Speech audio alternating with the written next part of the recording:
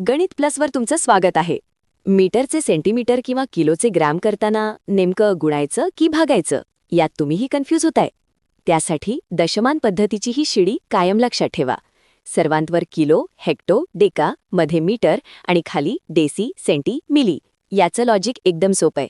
जेव्हा आपण मोठ्या एककाकडून लहानाकडे म्हणजे शिडीवरून खाली उतरतो तेव्हा स्पीड वाढतो, म्हणून प्रत्येक पायरीला 10ने गुणायचं. आणि लहान एककाकडून मोठ्याकडे म्हणजे वर चढतो तेव्हा दम लागतो, म्हणून प्रत्येक पायरीला 10ने भागायचं. फक्त एवढंच लक्षात ठेवायचं.